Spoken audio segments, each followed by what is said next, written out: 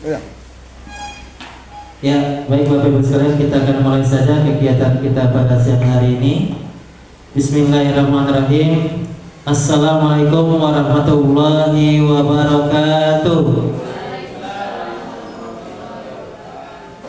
Yang saya hormati Kepala Sekolah SDN 85 Palembang, yang saya hormati Wakil Kepala Sekolah SDN 85 Palembang, dan juga yang kami hormati Bapak Ibu guru dan staf SDN 85 Palembang.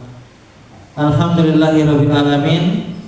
Puji syukur kepada Allah Subhanahu wa taala yang mana kita pada siang hari ini masih diberikan kesehatan, kesempatan sehingga kita dapat hadir di ruangan ini dalam rangka kegiatan berbagi praktik baik dari program pendidikan guru penggerak.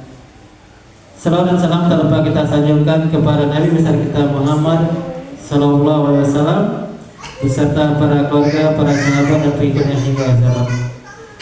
Baik Bapak Ibu guru sekalian, adapun susunan acara kita pada siang hari ini yang pertama yaitu pembukaan, yang kedua kata sambutan dari Kepala Sekolah SDN 85 Palembang, kemudian yang ketiga nanti penyampaian materi berbagi praktik dari program pendidikan guru penggerak. Selanjutnya kita tanya jawab dan diakhiri dengan penutup. Baiklah, untuk meminta rahmat dan ridho dari Allah Subhanahu wa taala, marilah kita buka kegiatan ini dengan lafaz basmalah. Bismillahirrahmanirrahim. Selanjutnya marilah kita dengarkan penyampaian ataupun pengarahan dari Kepala SDN 85 Palembang. Dalam hal ini disampaikan oleh Wakil Kurikulum. Kepada yang terhormat Bapak Suparyo SPD kami persilakan.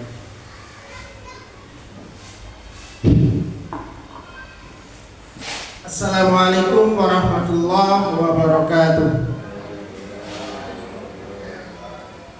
Yang saya hormati Kepala SD Negeri 85 Palembang, yang saya hormati Wakil Kepala Sekolah Bagian Kurikulum Layanan Bagi Kesiswaan, dan saya hormati Bapak Ibu guru yang sempat hadir pada hari ini dalam rangka kegiatan kita. Marilah kita bersama-sama mengucapkan puji syukur kepada Allah Subhanahu wa taala yang mana pada pagi hari ini kita diberikan keberkahan oleh Allah. Kita di sini akan mengikuti acara yaitu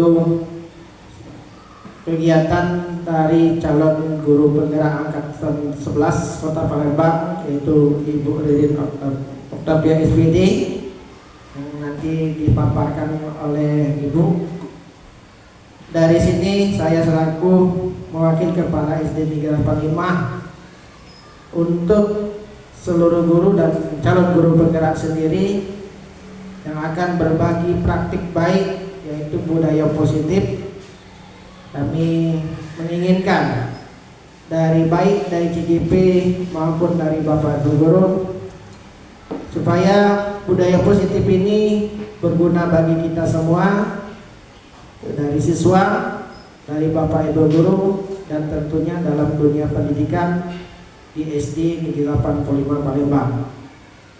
Dan di dalam pendidikan guru penggerak ini kita diajarkan berbagai macam praktik baik sehingga nanti menghasilkan kebaikan pula ya dari hasil dari mereka dalam menjalankan pendidikan guru penggerak ini. Dan kepada Bapak Ibu guru lain untuk termotivasi dengan kegiatan-kegiatan yang akan dilaksanakan oleh calon guru penggerak ini sendiri, supaya juga guru penggerak dapat berhasil dengan baik pada akhirnya nanti. Ya, mungkin ini saja yang dapat saya sampaikan dalam penyampaian hari ini, dan saya dengan ucapan Assalamualaikum warahmatullahi wabarakatuh.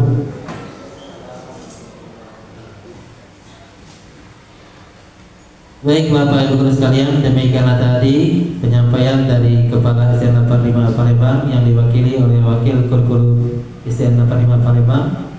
Kepada Pak Suparyo SPD kami ucapkan terima kasih. Selanjutnya marilah kita dengarkan penyampaian materi dari program pendidikan guru penggerak dalam hal ini disampaikan oleh Ibu Ririn Octavia SPD. Kepada Ibu Ririn kami persilakan.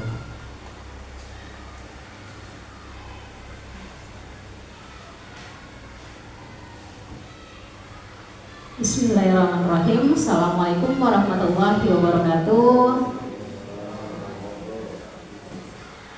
Alhamdulillah, sebelum itu saya ucapkan terima kasih dulu kepada guru-guru yang sudah menyempatkan waktunya untuk hadir di acara kami ini, yaitu berbagi praktik baik ya. Sebelumnya terhormat Wakil ke Kurikulum Bapak Subaryo dan juga Ibu Elias Royani, maaf ya Bu, ini wakil kesiswaan sudah sempat berdiri di sini. Puji dan syukur juga kita panjatkan kehadiran Allah Subhanahu Wa Taala karena atas berkat rahmat dan karunia-Nya juala kita bisa berkumpul di sini dalam keadaan sehat. Amin ya rabbal alamin. Tak lupa juga kita sampaikan sholawat beserta salam kita kepada Nabi besar kita Muhammad Sallallahu Alaihi Wasallam beserta pengikutnya hingga akhir zaman. Baiklah, untuk Bapak Ibu semuanya, untuk menyingkat waktu, kita langsung saja ke dalam pemaparan saya, yaitu berbagi praktik dalam modul 1.4, yaitu budaya positif. Di sini perkenalkan saya sendiri, yaitu Ririn Octavia Sarjana Pendidikan, calon guru penggerak angkatan 11 Kota Palembang. Kami ini masih sebagai calon ya, karena masih pendidikan. Nanti kalau sudah selesai baru C-nya dilepas, jadi di belakang kata Pak Subaryo. Jadi guru penggerak cie, ada ujungnya. Oke, kita lanjut saja.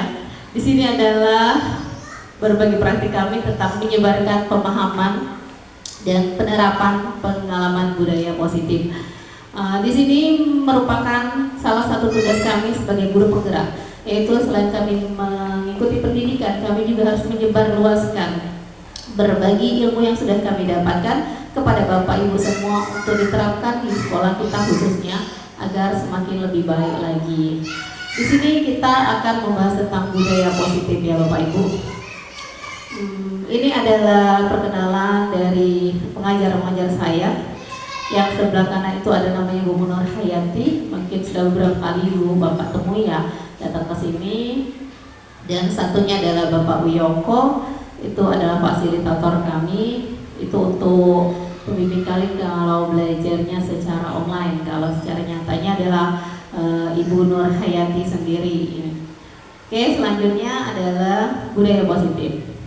Mungkin untuk kata budaya positif sendiri mungkin sudah tidak asing lagi ya di telinga kita, dan sudah banyak sekali kita ketahui tentang budaya positif. Apalagi untuk guru-guru yang di sini sudah senior semua dari saya, untuk budaya positif sendiri sudah sangat fasih dan sudah terbiasa di telinga kita.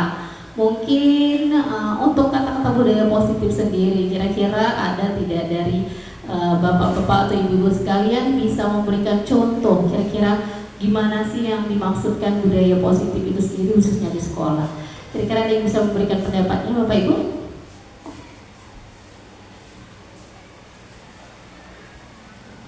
Ya, boleh sih.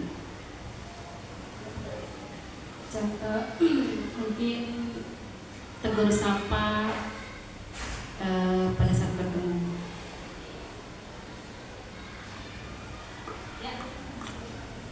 Tes. Iya, betul sekali ya. Ada lagi yang lain mau menambahkan untuk contoh budaya positif itu sendiri, kira-kira kalau di lingkungan sekolah itu seperti apa? Yang mau menambahkan kembali budaya positif. Banyak hal-hal kecil yang ada di lingkungan kita sebenarnya yang tanpa kita sadari itu adalah budaya positif semua loh Bapak Ibu. Terima kasih. Ya, silakan Pak Denny. Salah satunya budaya positif itu yakni menghormati yang tua dari kita. Iya, betul sekali. Betul. Dan mengasihi yang lebih tua dan yang di bawah kita. Oh iya, terima kasih banyak ya Pak. Oke, kira-kira ada lagi yang mau nambahkan? Oke, silakan Bapak. Terima kasih. Sepertinya membiasakan anak memberi salam, karena salam adalah doa. Jadi setiap ketemu kita selalu mendoakan. Oke, terima kasih Bapak. Bagus sekali ya untuk pendapat-pendapat dari Bapak Ibu semua itu merupakan contoh-contoh dari budaya positif yang ada di sekitar kita. Sebenarnya banyak sekali ya Bapak Ibu budaya-budaya positif. Dari hal-hal kecil itulah yang bisa nanti akan kita tanamkan di dalam diri anak. Contohnya tadi saling menghormati, kita saling menyayangi. Apalagi budaya positifnya bisa membuang sampah pada tempatnya, berdoa sebelum makan. Itu merupakan contoh-contoh budaya positif. Sebenarnya itu adalah hal-hal kecil tapi berdampak besar kepada diri anak tersebut. Oke, mungkin untuk selanjutnya di sini kita akan melihat video Kisah semangkuk nasi. kisah semangkuk nasi. Pada suatu hari di Taipei, matahari hampir terbenam. Seorang pemuda masuk ke sebuah rumah makan dan berkata, "Bolehkah saya hanya memesan semangkuk nasi?"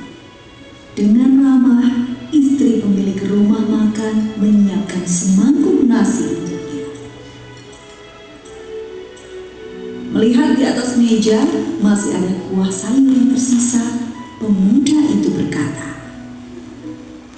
"Nyonya Bos, bolehlah sisa kuah ini disiramkan di nasi saya?" Nyonya Bos itu berkata, "Tentu saja boleh." Dia pun menyiramkan kuah di atas nasi dan berkata pada pemuda itu, "Kamu bisa duduk dan makan di sana." Usai makan, dia kembali berkata, "Bisakah saya membeli semangkuk nasi lagi?" Setelah nasi itu dibungkus, dia pun membawanya pulang. Keesokan harinya, pada waktu yang sama, pemuda itu datang lagi ke rumah makan dan kembali memesan semangkuk nasi. Pemilik rumah makan berkata, "Nasinya mau disiram kuah?" Pemuda itu berkata, "Iya, terima kasih." Pemilik rumah makan berkata, "Anak muda, kamu bukan penduduk asli sini ya?" lalu pemuda itu berkata, "Bukan. Saya datang dari pedesaan untuk menuntut ilmu di sini. Di perkotaan segala sesuatu sangat mahal, jadi saya harus berhemat." Ucapannya membuat pasangan suami istri ini menjadi sangat sayang padanya. Berhubung tahu kapan dia akan datang, mereka selalu menyiapkan nasinya dahulu dan diam-diam menaruh sayuran atau telur di dalam nasi. Setelah akrab dengan pemuda itu, suatu hari pemilik rumah makan berkata, "Untuk siapa kamu membeli nasi untuk dibawa pulang setiap hari itu?"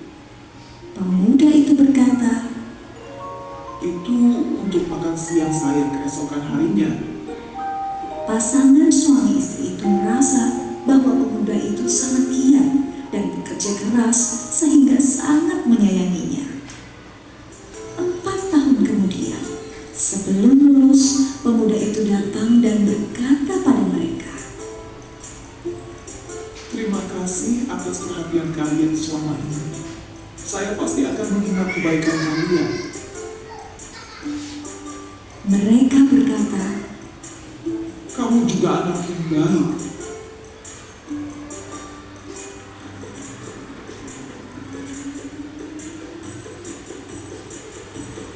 Setelah lulus, pemuda ini pun pergi. Awalnya dia sering mengirimkan surat kepada mereka. Namun beberapa tahun kemudian, surat darinya pun semakin sedikit. Beberapa waktu kemudian, tidak pernah ada kabar lagi darinya. Di perkotaan, berhubung jalan terus diperluas, maka rumah makan itu pun harus dibongkar. Apa yang harus mereka lakukan? Mereka terus mengajukan permohonan kepada pemerintah, tetapi percuma. Pemilik rumah makan sangat khawatir tentang kelangsungan hidup keluarganya. Suatu hari, seorang laki-laki berdasi mendatangi rumah makan itu dan bertanya, "Apakah ada pemilik rumah makan ini?" Laki-laki itu lalu memberikan kartu namanya. Pemilik rumah makan berkata, "Ada perlu apa?" laki-laki itu berkata,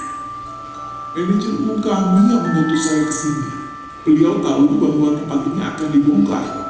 Perusahaan kami memiliki banyak karyawan. Masalah makan sangat memusingkan bagi kami. Perusahaan kami membutuhkan kafetaria. Jadi kami ingin mengajak Anda untuk membuka sebuah kafetaria di gedung kami.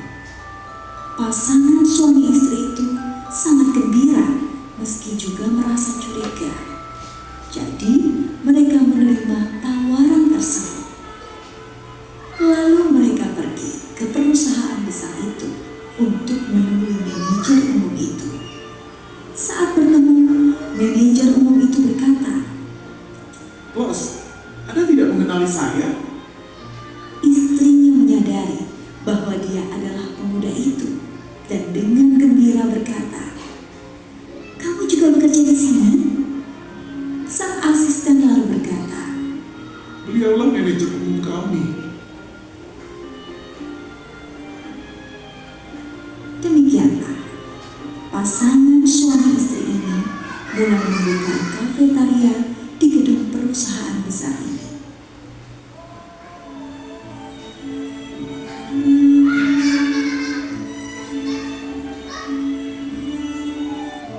Ya, itu ada kata-kata singkatnya dalam kehidupan sehari-hari antara manusia adalah saling membantu. Saat kita membantu sesama dengan sukacita, meski kita tidak memiliki pamrih, tetapi demikian benih yang ditabur, demikian pula buah yang kita tuai. Itulah ya Bapak Ibu, kira-kira dari cerita ini tadi, dari kisah inspirasi semangkuk nasi ya, adakah dari Bapak Ibu semua yang ingin mencoba menyampaikan pendapatnya dari yang bisa kita ambil tentang kisah tersebut? Dipersilakan.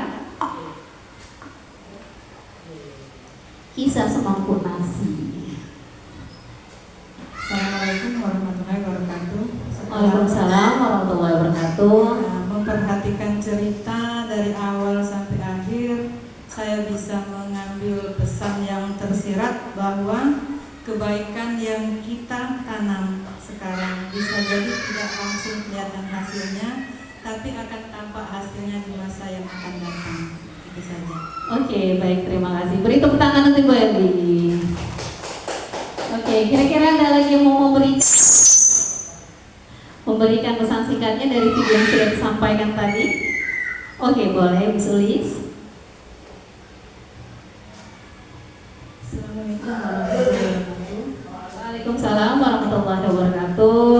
Dari video yang kita lihat tadi, menurut saya bahwa kebaikan itu pasti akan berbuah kebaikan juga bagi kita. Nah, begitu juga dengan budaya positif yang kita terapkan kepada siswa, kita pasti akan berbuah baik juga kepada siswa tersebut. Ya, terima kasih Bu Sulis. Ya, betul sekali ya Bapak Ibu ya. Apa yang kita tanam itu akan berbuah pada saatnya nanti. Mungkin memang seperti budaya positif itu tidak secara langsung kita lihat dampaknya, tapi dengan budaya positif yang kita terapkan di sekolah, dari sedikit demi sedikit akan menjadi kebiasaan dan berbuah yang manis pada akhirnya nanti. Oke, terima kasih. Kita lanjutkan kembali ke budaya positif. Jadi di sini budaya positif adalah nilai-nilai atau keyakinan-keyakinan dan kebiasaan di sekolah yang berpihak pada murid agar murid dapat berkembang menjadi pribadi yang penuh hormat dan bertanggung jawab. Jadi budaya positif itu adalah kebiasaan-kebiasaan baik yang bisa kita terapkan pada anak sehingga di dalam diri anak nanti akan tumbuh hal-hal tersebut secara intrinsik atau secara motivasi dari dalam dirinya tanpa kita suruh-suruh kembali. Di sini ada konsep inti dari budaya positif. Yang pertama adalah perubahan paradigma belajar, yang kedua adalah disiplin positif, yang ketiga nilai-nilai kebajikan. Selanjutnya ada kebutuhan dasar manusia, motivasi perilaku manusia, posisi kontrol guru, keyakinan kelas, serta segitiga restitusi. Untuk yang pertama adalah pembelajaran dengan paradigma baru. Pembelajaran dengan paradigma baru ini merupakan pembelajaran yang dirancang berdasarkan prinsip pembelajaran berdiferensiasi, sehingga peserta didik belajar sesuai kebutuhannya, berdasarkan tahap perkembangan sesuai teori psikologi modern untuk mewujudkan profil pelajar Pancasila. Untuk berdiferensiasi ini, kita bisa memberikan pembelajaran kepada anak itu secara sesuai dengan kebutuhannya masing-masing. Jadi kita bisa kelompokkan, tidak semua anak di dalam kelas itu semuanya bisa dan kemampuannya sama semua. Pasti ada yang kemampuannya rendah, sedang, dan juga tinggi. Di situ kita bisa menerapkan pembelajaran dengan cara berdiferensiasi. Selanjutnya ada video belajar Pancasila. Mungkin untuk khususnya kami yang baru ya, yang baru masuk ke Merdeka itu kelas 3 dan 6 ya. Nah, ini mungkin bisa kita gunakan cara ini biar anak lebih mudah menghafal dari gerakan profil belajar Pancasila.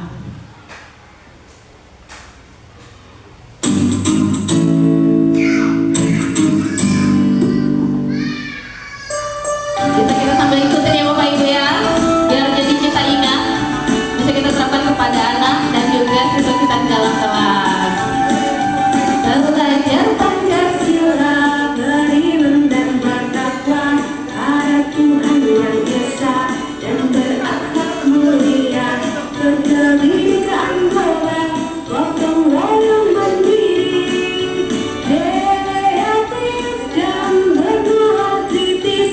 Belajar Pancasila, beriman dan bertakwa pada Tuhan yang Esa dan berakhlak mulia, berkebinekaan pula, gotong royong mandiri, kreatif dan berdoa kritis. Mungkin kalau dengan musik, dengan lagu film, anak-anak lebih cepat menghafalkan dalam materi, khususnya lagi anak-anak yang baru mengenal pelajaran tersebut. Di sini ada profil belajar Pancasila. Ini adalah ringkasan dari lagu tadi. Sebenarnya kalau anak disuruh menghafal itu belum tentu langsung hafal. Tidak jauh-jauh ya, semua anak itu pasti suka dengan lagu. Jadi kalau kita buat lagu itu lebih cepat menghafalnya. Oke, di sini ada miskonsepsi tentang teori kontrol. Namanya saja, judulnya saja adalah miskonsepsi ya. Berarti ini adalah konsep yang salah kita pahami. Yang pertama adalah ilusi mengontrol murid. Di pikiran kita mengontrol murid itu baik loh. Sebenarnya kita tidak bisa mengontrol murid. Anak itu bisa mengontrol dirinya sendiri. Kita hanya bisa menuntunnya, tidak bisa kita menuntun mereka. Yang kedua adalah ilusi bahwa semua penguatan positif, efektif, dan bermanfaat. Tidak semua penguatan itu adalah efektif dan bermanfaat. Yang ketiga adalah ilusi bahwa orang dewasa berhak memaksa. Jadi kita memaksa mereka untuk melakukan ini, melakukan itu. Sebenarnya anak tersebut kita lihat apakah dia benar-benar menyadari untuk melakukannya atau karena terpaksa. Selanjutnya adalah ilusi bahwa kritik membuat rasa bersalah mampu menguatkan karakter. Oke, di sini adalah mengubah paradigma stimulus respon ke pendekatan teori kontrol. Yang pertama adalah stimulus respon, yang kedua adalah teori kontrolnya. Yang pertama, realita kebutuhan kita sama. Sebenarnya itu kebutuhan kita tuh berbeda loh Bapak Ibu. Yang kedua adalah semua orang melihat hal itu sama. Mungkin seperti layar ini yang kalian lihat adalah tulisan. Belum tentu semua yang hadir di sini melihatnya tulisan. Seperti kemarin Pak Asep menampilkan layar, belum tentu semuanya melihat layar.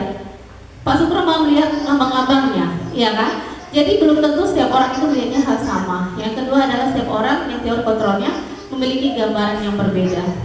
Yang ketiga, kita mencoba mengubah orang agar pemandangan sama dengan kita. Belum tentu, kita tidak bisa lah. Kita berusaha memahami pandangan orang lain tentang dunia. Yang keempat adalah perilaku buruk dilihat sebagai suatu kesalahan. Semua perilaku memiliki tujuan. Di situ kita bisa melihat ya, misal anak melakukan suatu hal yang buruk.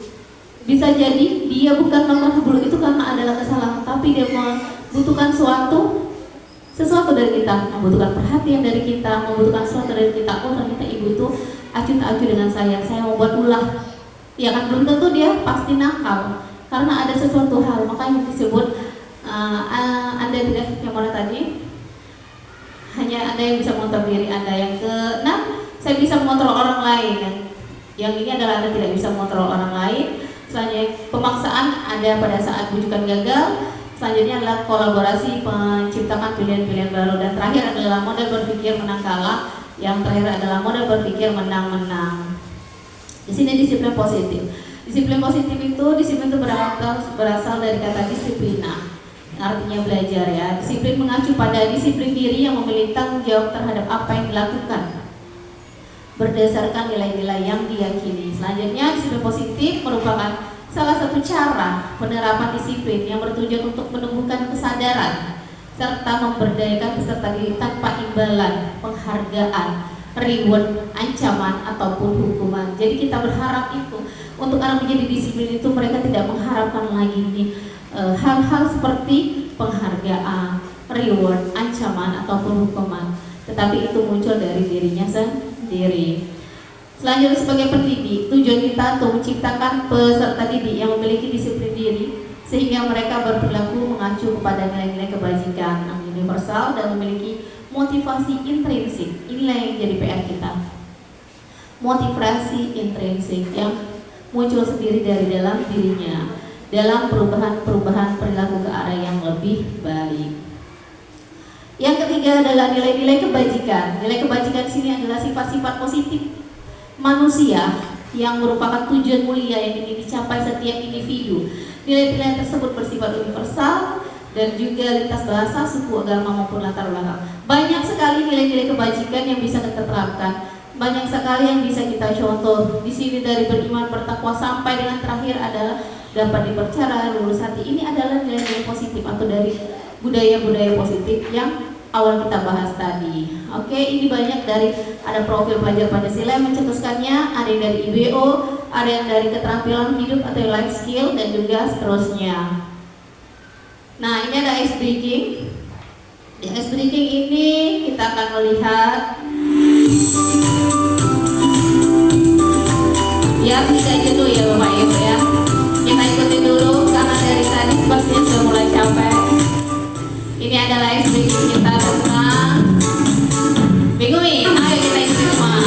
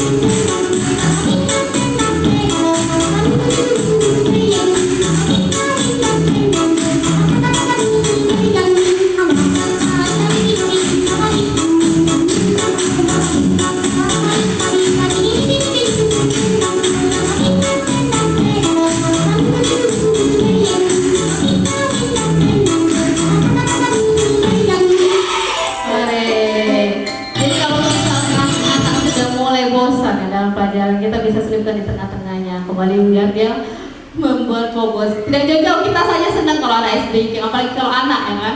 Kembali lagi ke materi. Nanti setelah ini mungkin setelah melihat pemaparan saya kita akan bergerak sedikit ya, mengisi yang di tema-tema di depan biar tidak terpaku di bangkunya saja.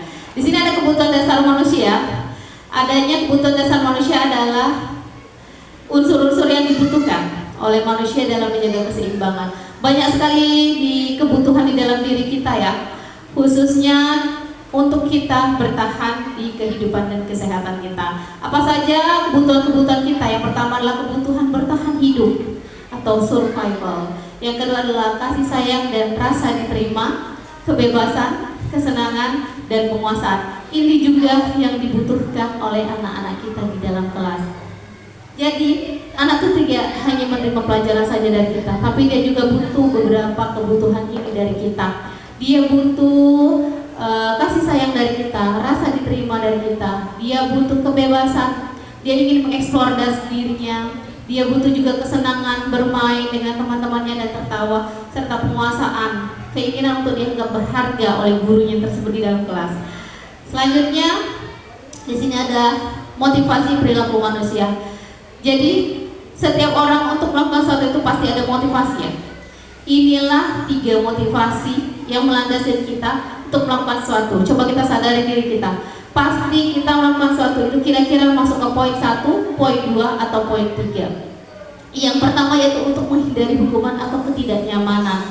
Contohnya seperti apa? Misal anak di dalam kelas mengerjakan PR. Kita tanya, pasti dia mau menghindari hukuman, kena marah lah, kena hukum lah, ya kan? Dia pasti ngerjain tugas itu karena itu. Nah, sekarang tugas kita akan menghilangkan 2 motivasi ini sehingga yang muncul adalah motivasi intrinsik. Apa saja motivasi dua ini? Adalah motivasi ekstrinsik dari luar. Jadi mereka melakukan sesuatu itu cuma karena motivasi ekstrinsik. Ini yang mau kita hilangkan di dalam diri anak. Yang pertama untuk menghindari hukuman atau ketidaknyamanan. Yang kedua untuk mendapatkan imbalan atau penghargaan dari orang lain. Jadi untuk dua macam ini kita mau mencoba bertahap memperbaiki diri kita sehingga menjadi motivasi intrinsik pada diri anak, yaitu untuk menjadi orang yang mereka inginkan dan menghargai diri sendiri dengan nilai yang mereka yakini.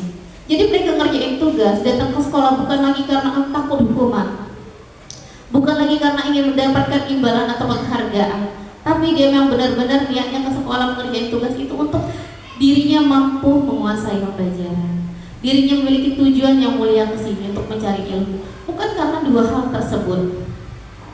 Itu adalah PR terbesar bagi kita. Memang tidak mudah seperti membalikkan telapak tangan ya Bapak Ibu. Semua itu butuh proses dan butuh tahapan semua. Dan pasti selama proses tersebut pasti banyak akan kerikil-kerikil dan batu-batu sandungan yang akan kita lewati. Namun kita sama-sama bersama, saling support, saling dukung, saling kolaborasi untuk menjadi selalu terbaik.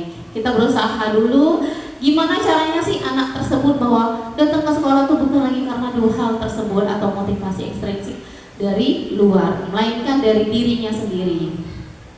Yang pertama hukuman, yang kedua konsekuensi, yang ketiga adalah restitusi. Hukuman tidak terencana atau tiba-tiba. Murid tidak tahu apa yang terjadi akan dilibatkan.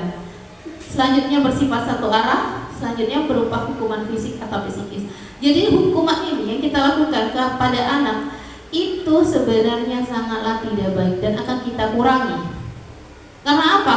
Baik fisik maupun psikis. Itu anak tuh langsung terkena ketika kita bilang, kamu tidak ngerjain tugas ini, lari ke yang lapangan. Itu hukuman fisik kan? Untuk psikisnya gimana? Gini aja soal mudah, masa kamu tidak bisa ngerjain?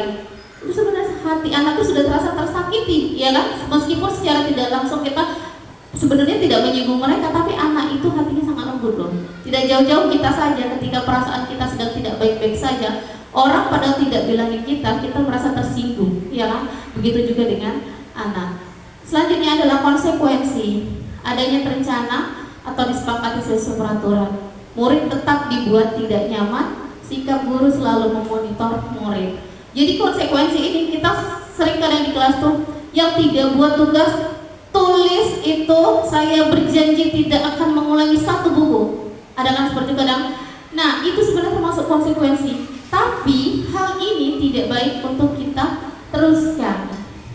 Mengapa? Karena ini membuat murid tidak nyaman dan juga itu tidak ada pembelajarannya, tidak ada efek baiknya kepada diri anak. Kita selalu berusaha untuk menjadi lebih baik. Memang tidak semudah, balik lagi ke awal, tidak semudah membalikkan telapak tangan, semua itu butuh proses. Kita juga manusiawi ya, untuk marah, untuk emosi kita keluar tiba-tiba. Tapi kita berusaha untuk menahan agar hal tersebut tidak berkelanjutan. Karena kita kalau berada di zona nyaman terus itu tidak baik untuk guru. Jadi kita harus ada tantangan di dalam pembelajaran. Yang ketiga yang kita lakukan apa ini? Restitusi. Mungkin kemarin sudah disampaikan Bapak Asep, tidak semua hal bisa direstitusi, benar Bu? Kita sebagai guru bisa memilah dan memilih sendiri apa hal-hal yang penting kita restitusi, apa yang tidak. Jadi kita tidak semua hal harus direstitusi ya. Kita tahu cara terbaik untuk menghadapinya, tetapi minimalisir untuk menggunakan hukuman dan konsekuensi, sehingga itu ada keluarnya dari motivasi intrinsik mereka itu sendiri. Oke, ini adalah 5 posisi kontrol guru. Yang pertama adalah penghukum, yang kedua adalah teman, yang ketiga pemantau, yang keempat pembuat rasa bersalah, dan ketiga adanya yang terakhir adalah manajer. Dari kelima posisi kontrol guru ini tidak tutup kemungkinan kita pasti pernah semua melakukannya. Betul Bapak Ibu? Betul tidak? Betul. Pasti kita semua pernah melakukan hal ini. Menghukum tidak jauh-jauh, pasti ketika anak tidak melakukan tugas kita langsung semua naik darah tuh, langsung menghukum, marah-marah, ya kan? Teman, ada saja kalanya apalagi seperti saya ya kelas 6. sering kali melakukan posisi itu sebagai teman. Karena apa? Dengan posisi teman kita merasa bisa menelusuri anak tersebut. Yang ketiga, memantau. Sering kita lihat dari jauh. Contohnya seperti apa? Misalnya anak sedang mengerjakan tugas atau tidak. Kamu ngapain tuh ribut? Itu salah satu contoh sebagai pemantau. Yang berikutnya adalah pembuat rasa bersalah. Ayolah nak, kamu gak kesian apa sama ibu sih? Tiap hari ngomong-ngomong capek tahu. Itu kan merasa anak jadi merasa bersalah. Yang terakhir ini yang diharapkan dalam pendidikan kami. Dan juga ini harus kami imbaskan kepada Bapak Ibu semua. Posisi yang terbaik itu adalah manajer. Kalau untuk di dalam perusahaan, manajer itu paling tinggi ya Bu ya, posisinya ya, paling di atas. Kira-kira untuk manajer ada nggak kira-kira yang sampai turun ke tempat-tempat yang contohnya saja kita sampai harus ke bawah, enggak kan? Karena dia adalah otak. Nah, dia hanya mengarahkan saja. Ini kita harapkan PR terbesar bagi seorang guru ya. Sangat besar PR-nya. Karena apa? Posisi manajer ini kita tidak bisa langsung naik ke atas. Ada tangga yang harus kita lewati pertahapannya. Tapi kita tetap kembali lagi berusaha agar menjadi yang terbaik. Oke, di sini ada video. Bisa Bapak Ibu teliti, kita lihat yang mana posisi-posisinya. Guru seperti apa kita selama ini kira-kira ya? Halo, Bapak Ibu guru hebat. Video ini akan menampilkan mematikan interaksi guru dan murid. Silakan menonton dan merefleksikannya. Apa perbedaan antara guru ABCD dalam mengontrol mobil? Pagi anak-anak, silakan PR yang kemarin Ibu berikan diletakkan di meja. Anton, kamu sudah mengerjakan belum? Belum mengerjakan saya Bu. Kira-kira posisi apa kamu selalu ya nggak ngerjain PR. Sekarang kamu gugur. Iya, betul sekali. Saya berjanji tidak akan mengulangi lagi. Saya berjanji akan berusaha menjadi murid yang rajin belajar sampai pelajaran saya selesai. Ya, terpenuhi sekali untuk Bapak Ibu itu. Iya, ini posisi yang kedua ya, Bapak Ibu bisa kita lihat. Pagi anak-anak, hari ini ada tugas ya. Ada yang belum mengerjakan? Anton, kamu sudah mengerjakan? Belum Pak. Kamu nggak ngerjain tugas ya? Kamu mau jadi apa nanti? Kamu niat sekolah ya sih? Coba bayangkan orang tuamu betapa kecewanya sama kamu. Kamu itu sudah kelas 5. Apa nih Bapak Ibu? Harusnya bertanggung jawab sama dirimu sendiri. Apa itu dulu? Pembuat rasa bersalah. Oke. Maaf Bu, saya terlambat. Ya udah, nanti jangan diulangi lagi ya. Kalau kamu rajin, Ibu senang lihatnya. Ya. Kerennya Bapak Ibu. Lain kali. Iya betul sekali ya, teman ya. Karena dia memposisikan dirinya sebagai murid. Nah, apalagi dari sudah nyebut tuh. Terlambat lagi, apa ya? Katanya gurunya tak diulangin lagi ya Pak. Ada pasti satu dua jahil. Kamu kok nggak pakai baju olahraga? Bapak catat, kamu sudah 3 kali loh nggak ikut olahraga bulan ini. Ya, kira-kira apa nih Bapak Ibu? 3 kali berarti. Pemantau ya, betul ya. Si Pak.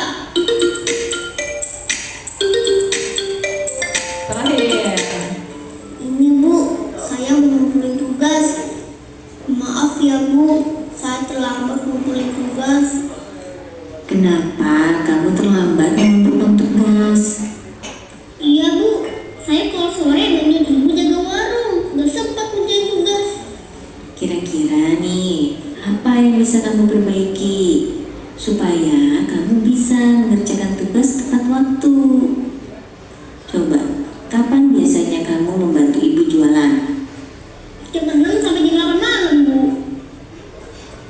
Bagaimana kalau kamu membuat jadwal? Kapan kamu akan mengerjakan tugas? Oh gitu ya Bu, saya coba deh Bu, terima kasih Bu. Ya, kira-kira posisi apa tuh Bapak Ibu? Manajer, ya betul sekali ya. Di sini jadi dari video tadi berarti Bapak Ibu sudah memahami ya posisi kontrol apa saja yang sudah pernah kita lakukan di kelas. Dari contoh jadi 3 bisa kita lihat. Di sini ada 5 contoh posisi kontrol guru. Kasusnya siswa datang terlambat ke sekolah. Kalau kita sebagai penghukum, sana kamu ambil sampah dulu sebelum masuk kelas. Ya kan kadang kita refleks ya kan seperti itu. Nah kita kalau di sini ada pembuat rasa bersalahnya. Sudah berapa kali Ibu Bapak, Ibu lihat kamu, Ibu ingatkan kamu agar tidak datang terlambat. Kamu sudah membuat Ibu kecewa ya nak ya. Nah itu pembuat rasa bersalah. Nah yang ini untuk pemantaunya, kamu sudah melanggar aturan sekolah kita. Kamu tahu apa konsekuensinya nak? Ibu akan mencatat kesalahan kamu hari ini untuk bahan perbaikan kamu di kemudian hari. Dia sebagai pemantau. Dan Raya ini adalah kali ini Ibu memaafkan kamu, tapi lain kali jangan datang terlambat lagi ya. Ayo dong bantu Ibu ya nak ya. Ini adalah posisi sebagai teman. Dan ini sebagai manajernya ya. Apakah kamu tahu kesalahan yang sudah kamu lakukan? Bagaimana cara kamu perbaiki kesalahan tersebut? Jadi anak tuh berpikir sendiri penyelesaian dari masalah itu ya. Itu sebagai manajer, bukan kita. Kamu nih salah harus gini. Nah itu yang sebenarnya harus kita ubah persepsi kita ya. Oke, lanjut ke posisi kontrol. Oke, di sini akan sedikit berpikir dan berputar-putar otaknya. Ada posisi kontrol apakah aku? Ketika dia mengatakan saya kecewa sekali dengan kamu. Kira-kira posisi penghukum, teman, pemantau, pembuat rasa bersalah atau manajer. Kita agak bergerak sedikit ya, biar mata tidak pegel. Saya akan bagikan sticky note, bisa Bapak tempelkan, Bapak Ibu tempelkan di dalam karton itu. Kira-kira posisi apa yang sedang dilakukan sama pernyataan tersebut? Saya kecewa sekali dengan kamu. Silakan ditulis, tempelkan di karton yang sudah dipasang di depan.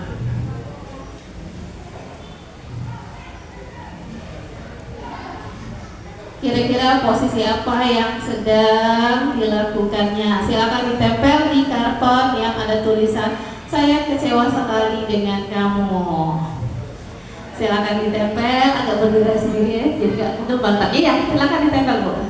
Di sini ya, saya kecewa sekali dengan kamu. Iya, ditempel. Oke, terima kasih.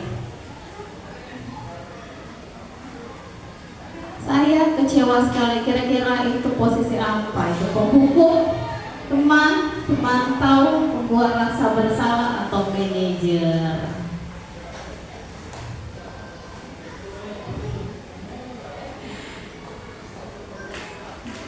Saya kecewa sekali dengan kamu. Silakan ditempel. Iya, difoto ya sebagai dokumentasi. Kira-kira penghukum kah, temankah, pemantau kah, pembuat rasa bersalah atau manajer kah? Oke, Bu Eli, silakan diputar.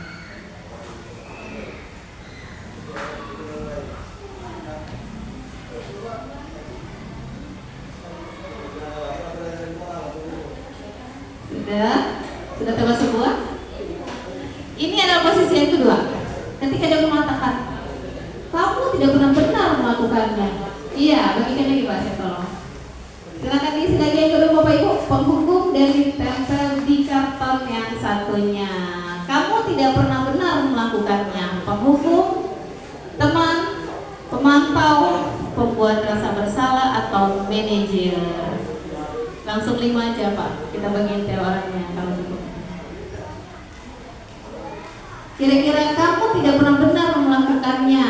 Apa itu kira-kira Pak? Bu. Penghukum, teman, pemantau, pembuat rasa bersalah atau manajer. Silakan ditulis di sticky note-nya dan ditempelkan di karton di depan ini.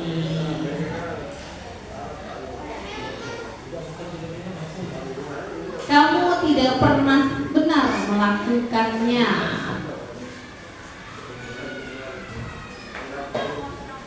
Silakan dipilih yang mana jawabannya. Sepertinya sudah pada pintar semuanya ya. Nah, kalau ngajar murid kayak gini semua ya. Jangan pas malahan ya bingung gini, yang mana yang pintar sekali.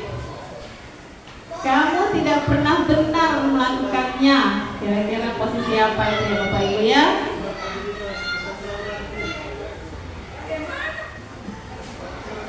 Penghukumkah? Temankah?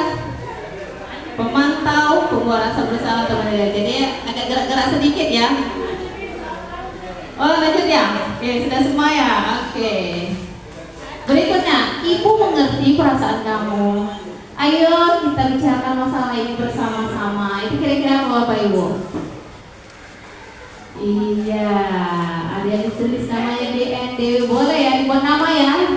Jadi sekalian kita bisa lihat. Oke, terima kasih Pak. Itu yang ketiga Bapak Ibu. Ibu mengerti perasaan kamu. Ayo kita bicarakan masalah ini bersama-sama. Kira-kira apa itu Bapak Ibu? Penghukum, teman, pemantau, silakan di sini. Iya. Apa cara ya? Baru kita buat opsi satu lagi ya. Ibu mengerti perasaan kamu. Oh, dalam sekali itu sampai ke pacar itu ya pemikirannya. Oke, lanjut. Ibu perhatikan kamu menggunakan cara yang berbeda sendiri dalam menjawab soal matematika tadi. Bisa kamu jelaskan dengan teman-teman yang lain? Itu kira-kira posisinya apa Bapak Ibu? Penghukum kah? Teman? Pemantau, pembuat rasa bersalah, atau manajer? Silakan ditempel di karton yang ini. Ibu perhatikan kamu menggunakan cara yang berbeda sendiri dalam menjawab soal matematika tadi. Bisa kamu jelaskan dengan teman-teman yang lain? Nah, oke, kira-kira apa nih posisinya Bapak Ibu ya? Ya, mulai gerak-gerak sedikit kan di kakinya, nggak perlu lagi dulu. Gantian, saya yang berdiri mantap.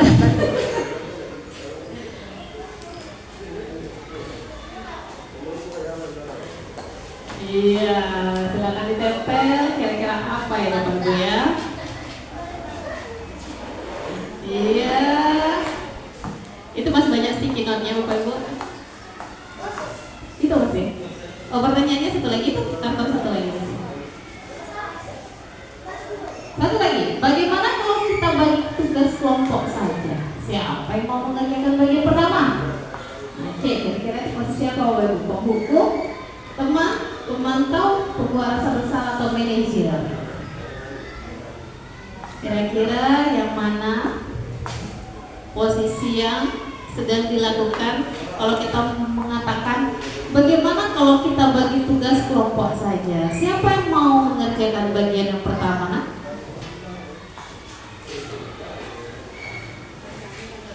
Iya, pintar-pintar semua nih murid saya nih.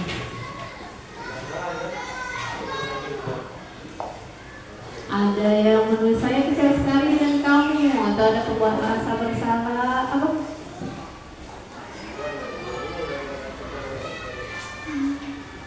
Yang kedua, kamu tidak pernah benar melakukannya. Yang ketiga, ibu mengerti perasaan kamu. Ayo kita bicarakan masalah yang bersama-sama.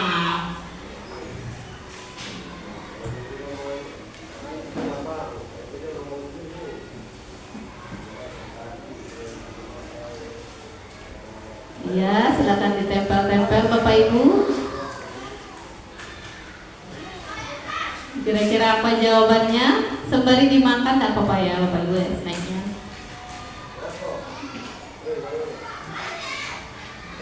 Iya. Iya, Pak Asep, masih satu lagi. Kita cek-cek ya. Enak nih kalau ngajar murid kayak gini nih. Yang pertama, saya kecewa sekali dengan kamu, pembuat rasa bersalah. Ternyata ini jawabannya benar semua. Oke, beri tangan tadi kita. Yang kedua adalah kamu tidak pernah benar melakukannya, penghukum. Kamu tidak pernah melakukannya. Apa itu penghukum? Iya ya, karena posisinya kamu tidak pernah benar melakukannya. Ini ada yang jawab pemantau, ada yang penghukum. Oke, tidak apa-apa, kita lanjutkan. Ibu mengerti perasaan kamu. Tadi ini pacar katanya. Jangan-jangan sih dari nulis pacar ini. Ibu mengerti perasaan kamu, berarti itu posisinya adalah teman ya. Oke, ketiga, ibu perhatikan. Udah ada kata kuncinya tuh. Ibu perhatikan, berarti dia adalah pemantau. Oke, banyak yang benar sepertinya ini. Sudah, yang terakhir, bagaimana kalau kita bagi tugas kelompok saja? Itu manajer ya. Jadi dianya yang mengarahkan anak-anaknya. Ya, banyak sekali yang benar. Oke, beri tepuk tangan untuk diri kita dan semua teman-teman kita. Oke, ternyata semuanya semuanya sudah paham yang posisi kita sebagai apa di kelas tersebut, apakah sebagai teman, manajer, pembawa rasa bersalah. Tapi yang kita harapkan kita akan menjadi posisi manajer, karena kalau udah posisi manajer tuh gak capek loh ya, otaknya saja kita yang geraknya semua murid-murid kita, tapi itu tidak semudah tadi lagi ya Pak ya Den. Inilah kita lanjut lagi ke keyakinan kelas. Mengapa keyakinan kelas bukan peraturan kelas? Dari kata-kata saja sudah sangat jauh berbeda ya. Kalau peraturan itu pastilah suatu hal yang saklek dan harus dilakukan oleh anak tanpa mereka ikut campur dalam membuatnya. Tapi kalau keyakinan itu adalah yang sama-sama kita buat dan kita lakukan dengan anak, sehingga ada kesepakatan. Keyakinan kelas dibuat bersama berdasarkan kesepakatan antara guru dan siswa dan bersifat ini universal, serta juga kata-katanya adalah lebih ringan dan lebih mudah dipahami.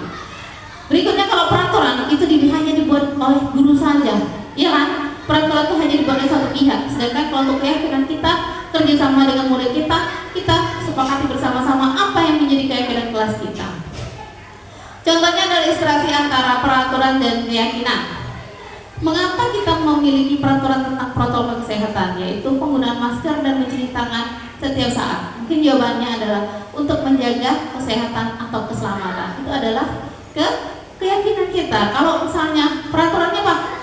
Protokol kesehatan. Jadi yang kita harapkan dari anak itu adalah ini loh, menjaga kesehatan atau keselamatan yang sadar dari dirinya sendiri ya, bukan paksaan karena harus menggunakan ini karena ada protokol kesehatan, bukan. Tapi dia harus tahu, sadar bahwa oh saya itu melakukan ini untuk siapa? Diri saya sendiri. Untungnya siapa? Diri saya sendiri. Oke, kita lanjut.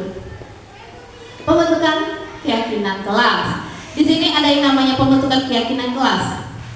Jadi beberapa hari yang lalu kelas saya itu sudah membuat keyakinan kelas. Di sini foto-fotonya anak ikut serta dalam pembuatan keyakinan kelas.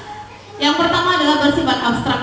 Yang kedua berupa pernyataan universal, dibuat dalam pernyataan positif. Selanjutnya sedikit saja agar mudah diingat ya sama anak, sesuai dengan kondisi kelas dari sekolah sehingga mudah diterapkan.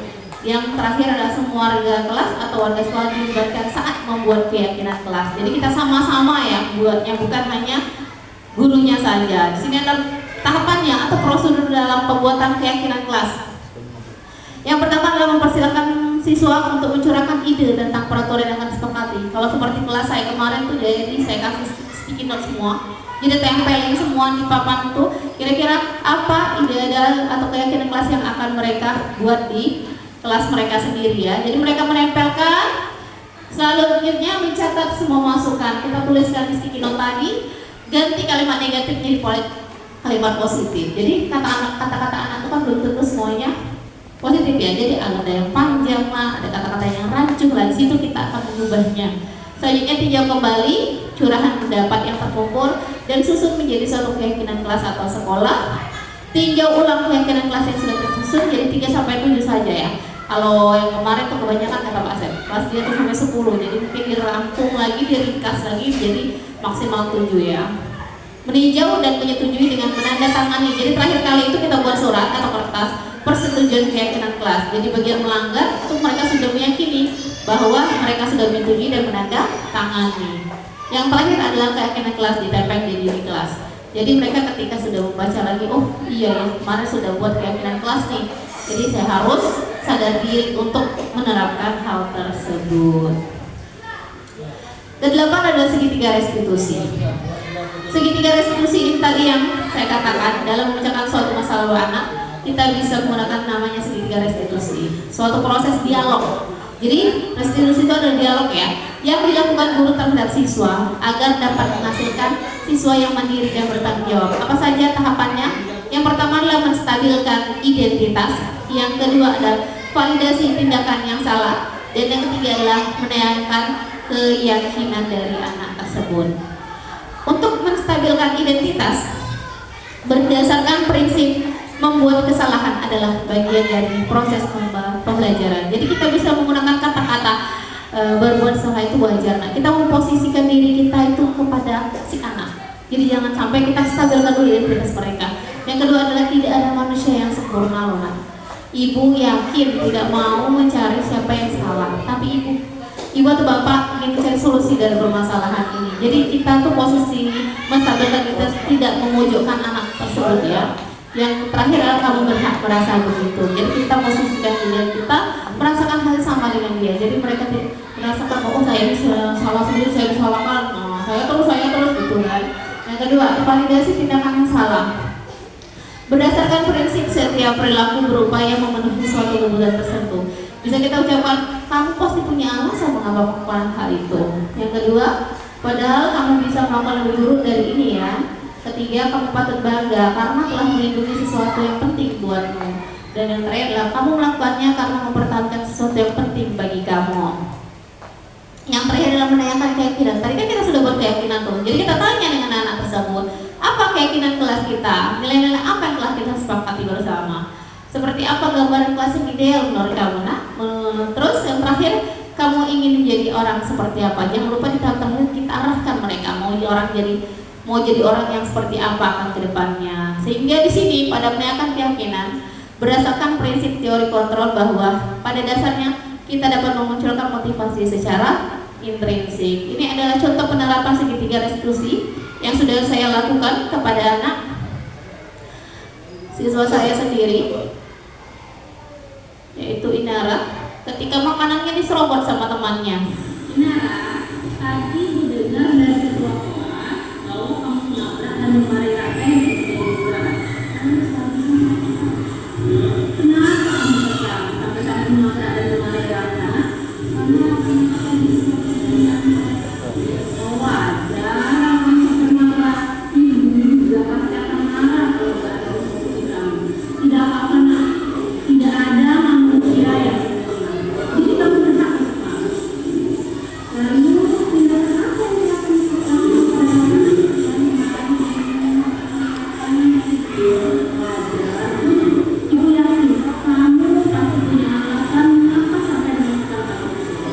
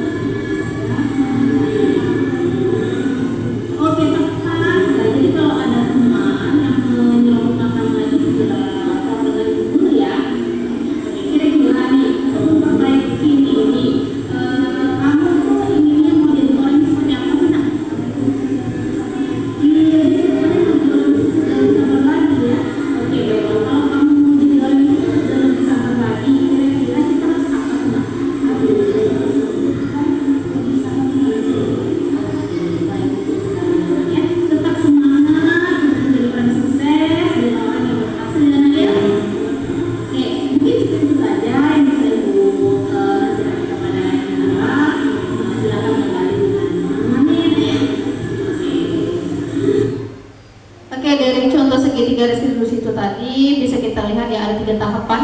Yang pertama menstabilkan identitas. Jadi posisi kita tuh memposisikan kepada anak bahwa kita meyakinkan dia bahwa dia tuh ada di posisi kita, menduduki posisi dia. Jadi merasa tidak, oh saya melakukan ini tuh gimana. Yang kedua adalah apa posisinya tadi Bapak Ibu?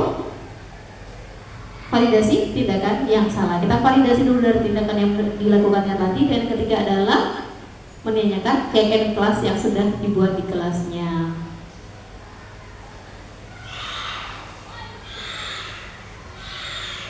Kita lanjut.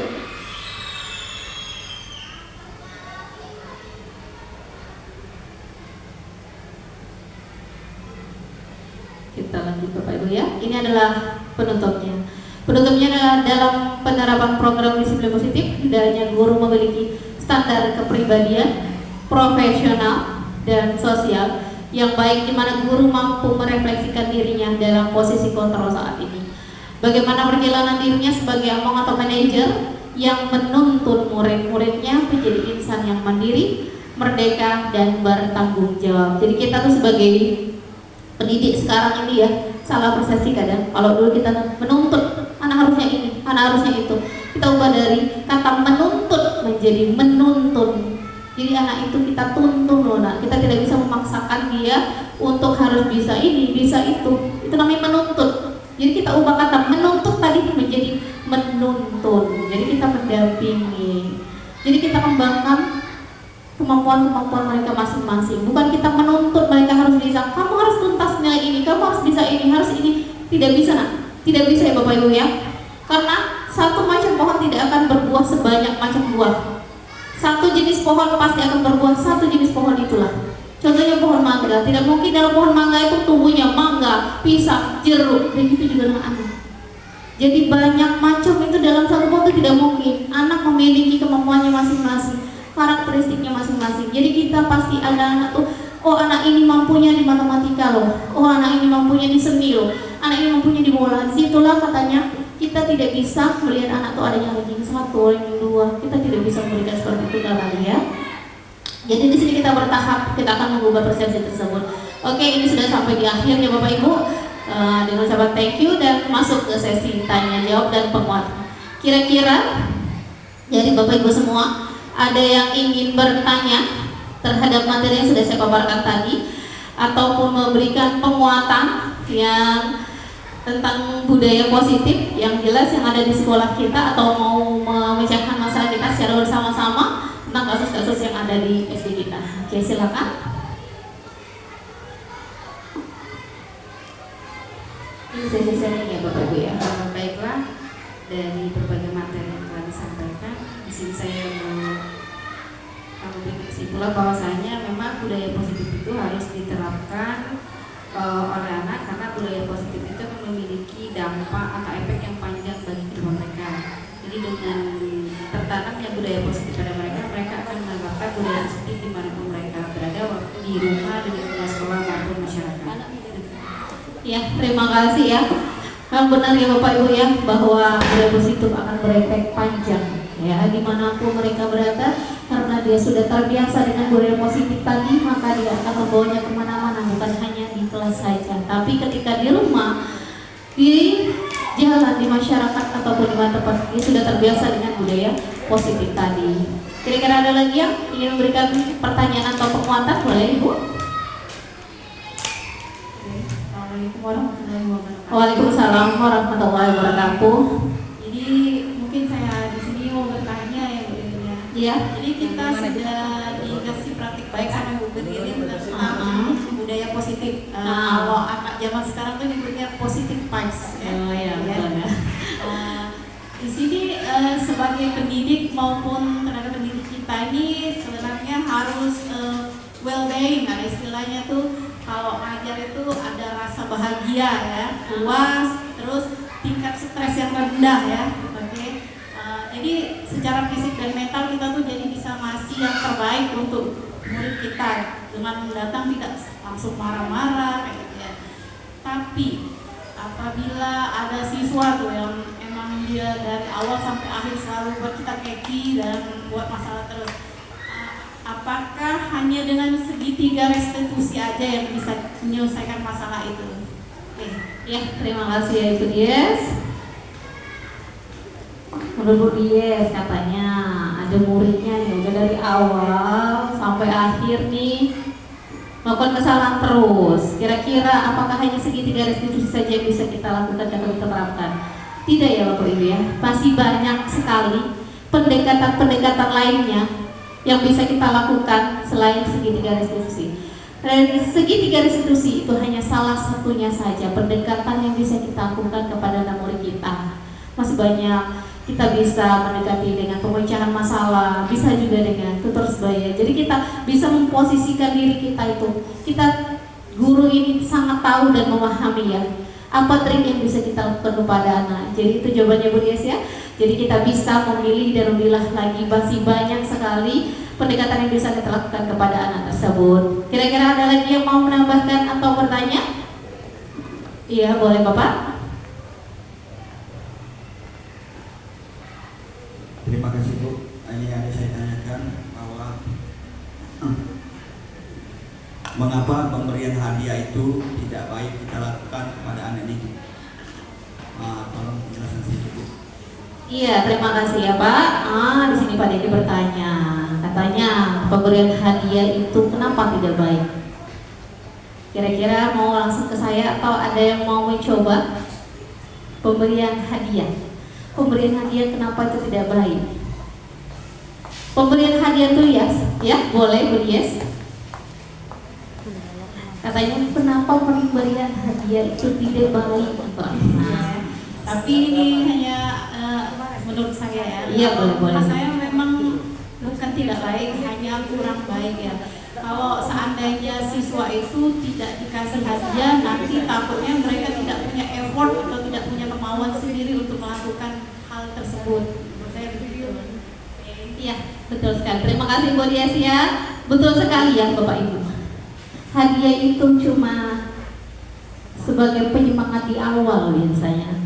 Ketika kita memberikan hadiah kepada anak, oke dia semangat tuh saat itu ya. Kita coba pada pertemuan berikutnya, kita tidak munculkan hadiah itu. Belum tentu semangatnya sama ketika kita memberikan hadiah di awal loh. Saya dulu pernah sekali ya, pernah melakukan hal itu. Saya tuh sering sekolah anak, ayo siapa yang bisa mengerjakan? Jadi cepat sekali ngerjainnya. Karena mengharapkan apa? Hadiah tadi, hadiahnya apa? Saya memberikan nilai plus kayak bilang gitu kan. Saya memberikan nilai plus kepada kalian. Jadi bekejer semua ngerjain kan.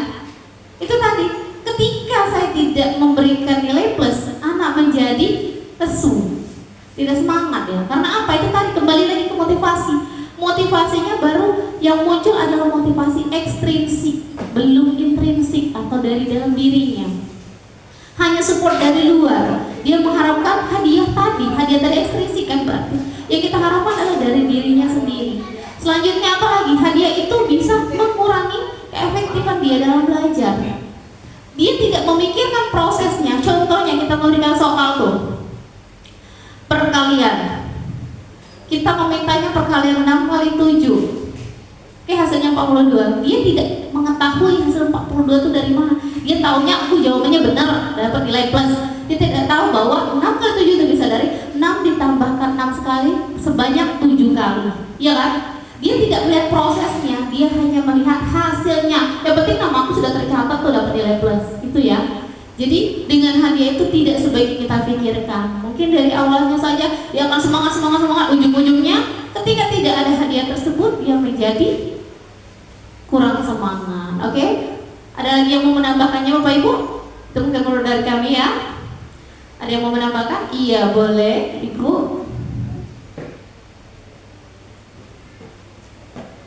Ya baik, di sini saya akan menambahkan kalau pemberian hadiah itu kurang baik yang katanya tadi kan. Kenapa tidak baik? Ya ini menurut pendapat saya kalau memberikan hadiah itu memang kurang baik karena tidak semua siswa itu menganggapnya positif karena siswa itu ada yang berpikiran, oh saya bisa jawab ini, oh saya bangga saya dapat hadiah, menanamkan rasa sombong kan ke diri dia yang mendapatkan hadiah itu. Jadi menurut saya itu yang sisi negatifnya. Kalau sisi positifnya yang tadi menambah rasa percaya diri, maju ke depan, mungkin menjawab pertanyaan, terus termotivasi untuk menjawab pertanyaan seperti itu. Ya, itu menambahkan dan saya ingin memberi penguatan sedikit tentang materi Bu Ririn hari ini. Penguatannya tentang budaya positif ya. Budaya positif ini mungkin harus dimunculkan dari diri kita sendiri sebagai guru. Jadi kita harus memberi contoh secara tidak langsung kepada murid-murid kita, pada siswa kita, Ketika kita melakukan budaya positif itu, mereka akan secara tidak langsung melihat kita melakukan itu dan menjadi contoh yang baik untuk mereka kemudian gitu. Seperti contoh, saya pernah membuang sampah di depan kelas. Saya ambil pakai tangan saya sendiri. Jadi murid-murid itu ngomong, siapa buang sampah tadi? Ibu B buang sampah di kotak sampah gitu. Oh ya kita buang pulau, nah itu. Jadi mereka itu secara tidak langsung menyontoh apa yang kita lakukan di kelas ataupun di lingkungan sekolah seperti itu. Terima kasih. Ya, terima kasih ya Ibu. Beri tepuk tangan dulu untuk kita semua. Betul sekali ya Bapak Ibu, untuk budaya positif yang jelas kita mulai dari diri dulu, karena kita adalah panutan, kita adalah contoh. Mata anak tuh banyak loh. Netizen yang paling tajam tuh anak. Bener. Netizen paling tajam tuh matanya anak. Saya pun pernah kancing saya salah sebelah tuh anak tuh matanya jeli sekali yang melihatnya ya. Jadi kita mulai dulu untuk menerapkan budaya positif dari diri kita sendiri dulu. Ketika kita sudah memulai dari diri kita, maka anak akan melihat. Setelah melihat dari situ mereka akan mencontoh. Dari mencontoh itu akan menjadi satu kebiasaan di dalam diri mereka sehingga akan terbiasa melakukannya. Bukan hanya di sekolah tapi di rumah dan juga di lingkungan masyarakat. Oke, mungkin ada lagi Bapak Ibu yang mau menambahkan atau bertanya? Oke, cukup sekian ya Bapak Ibu. Oke, alhamdulillah. Terima kasih untuk Bapak Ibu semua. Mungkin itu saja penyampaian materi pada hari ini. Lebih dan kurang saya mohon maaf. Kepada Allah saya mohon ampun. Saya akhiri, wabillahi taufiq wal hidayah. Wassalamualaikum warahmatullahi wabarakatuh. Saya kembalikan kepada Bapak Asep.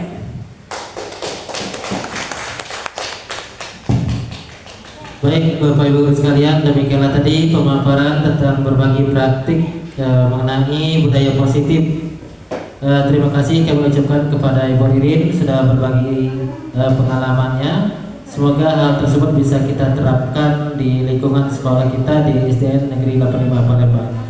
Bapak Ibu sekalian, dengan berakhirnya penyampaian tadi maka berakhirlah kegiatan kita pada siang hari ini. Untuk itu mari kita tutup dengan lafaz hamdalah. Alhamdulillahirabbil alamin. Terima kasih atas segala perhatian, mohon maaf atas segala kekurangan. Wassalamualaikum warahmatullahi wabarakatuh.